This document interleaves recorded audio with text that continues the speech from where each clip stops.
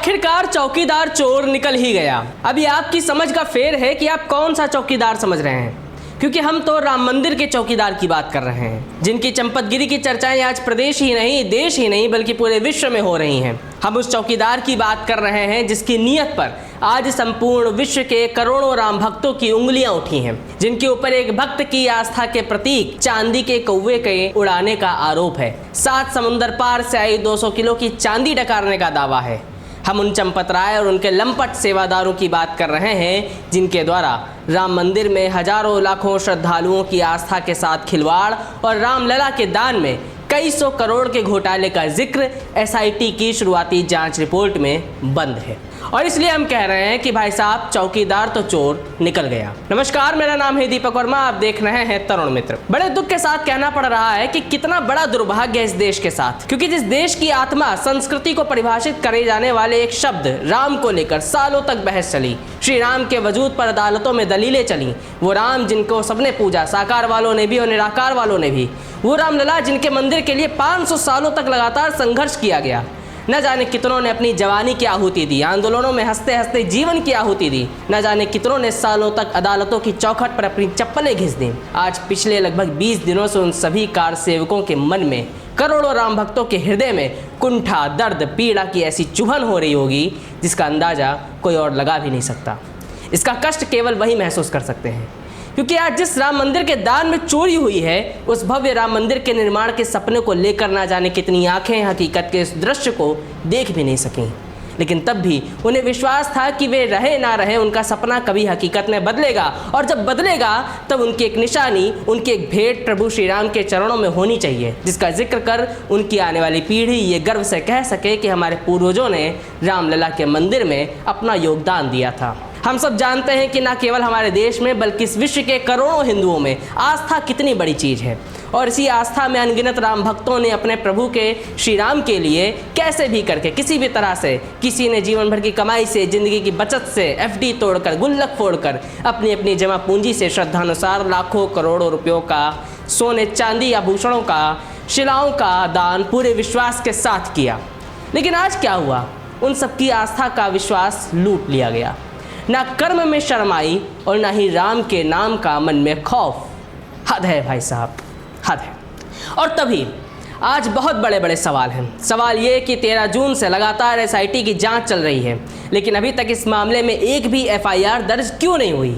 ये कैसी जांच है राम मंदिर में चोरी की कि जिन पर चोरी के गंभीर आरोप हैं वो अभी भी अपनी कुर्सी से चिपके हैं, अपने पद पर बने हुए हैं, ये जानते हुए कि वही शख्स इस लूट का सबसे बड़ा लुटेरा साबित हो सकता है। दावा है कि एसआईटी ने अपनी रिपोर्ट में साफ तौर पर कहा है कि 17 लोगों पर एफआईआर दर्ज होनी चाहिए, और जिसमें राम मंदिर ट्रस्ट के महासचिव चंपत राय, डॉक्टर अनिल मिश्रा और गोपाल राव के नाम भी शामिल हैं। यानी कि मेन किरदार खुद ही आरोपों के घेरे में है, लेकिन उसके बाद भी अभी तक वो अपने पद पर बने हुए हैं। बल्कि 23 जून को राम मंदिर परिसर में हुए शेषावतार मंदिर के ध्वजारोहण कार्यक्रम में ये तीनों के तीनों मौजूद थे, खिलखिलाकर हंस रहे थे, जिसके बाद चर्चाएं ये होने लगी हैं कि भैया इनको तो क्लीन चिट मिलने वाली है। मतलब गजब मजाक चल रहा है। क्या ये एसआईटी लोगों को बेवकूफ बनाने के लिए बनाई गई है? मुद्दे को दबाने के लिए, ढकने के लिए और सांत्वना का लॉलीपॉप देने के लिए बनाई गई है क्या? सवाल ये है कि जब जांच शुरू हुई थी, क्या तभी चंपत राय को अपने पद से हटा नहीं देना चाहिए था? क्या इससे जांच की निष्पक्षता पर सवाल नहीं खड़े होंगे? क्योंकि चंपत राय पर यह आरोप केवल एसआईटी या दावे नहीं कर रहे, बल्कि अब सवाल वो लोग भी कर रहे हैं जिन्होंने अपनी जमा पूंजी से लाखों रुपयों को प्रभु श्री राम के चरणों में अर्पण करने के लिए चंपत राय के हाथों में सौंपा था।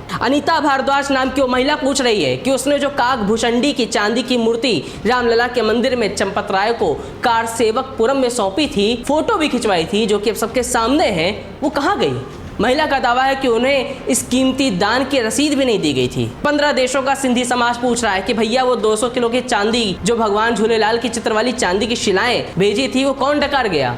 जो 7 समुद्र पार से 26 जनवरी 2021 को 200 लोग राम मंदिर में दान कर गए थे और पूजन के साथ चंपत राय को सौंप गए थे, उनका भी आरोप है कि 5 साल बीत गए, लेकिन अब तक उनके पास इस दान की कोई रसीद नहीं है।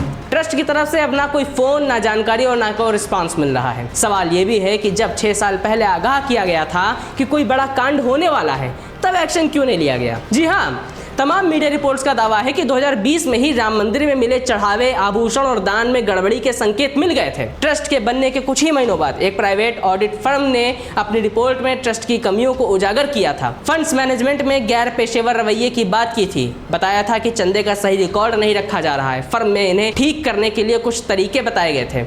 इसके बावजूद ट्रस्ट ने राम मंदिर के सिस्टम में कोई सुधार नहीं किया। नतीजतन आज हम राम मंदिर के दान में करोड़ों के घपले पर चर्चा कर रहे हैं। अब तक 2 करोड़ की नकदी की बरामदी हो चुकी है और बताया जाता है कि कई 100 करोड़ के हिसाब का तो कोई अता पता ही नहीं है। तमाम आभूषण गायब है। चांदी तो गला दिए जाने की बात सामने आ रही है। आपको बता दें कि 2019 में सुप्रीम कोर्ट के फैसले और राम मंदिर निर्माण के बाद से अब तक 3500 करोड़ का नकद दान और इसके अलावा सोने चांदी के आभूषण, चढ़ावा इत्यादि मिला है। तभी आज सवाल देश के चौकीदार पीएम मोदी और प्रदेश के मुखिया सीएम योगी से भी है, क्योंकि लोगों को विश्वास तो उन पर भी था ना। प्रश्न ये है कि आखिर क्यों 5 साल पहले दी गई चेतावनी को नजरअंदाज किया गया? क्यों चंपत राय और उनके ड्राइवर रामशंकर यादव और टिन्नू, जो कि इस गबन के सबसे बड़े चेहरे के रूप में सामने आ रहा है, उन पर अभी तक एफआईआर दर्ज नहीं है? आखिर कैसे चंपत राय बिना किसी प्रोसेस के सेवादारों को अपने लड़के हैं ये कहकर रख लेता था? सवाल ये भी है कि अभी तक इन सब बड़े चेहरों पर कोई आंच क्यों नहीं आई है? कहीं ये बच तो नहीं जाएंगे? सबसे बड़ा प्रश्न चिन्ह इसी सवाल पर है। फिलहाल अब आगे क्या होगा ये तो राम ही जाने। राम के नाम पर चोरी हुई है तो इस पापी काम का उचित दाम भी राम ही देंगे। वैसे आपको क्या लगता है? अपनी राय कमेंट में दीजिएगा। मिलेंगे अगली वीडियो में, तब तक देखते रहिए तरुण मित्र। नमस्कार।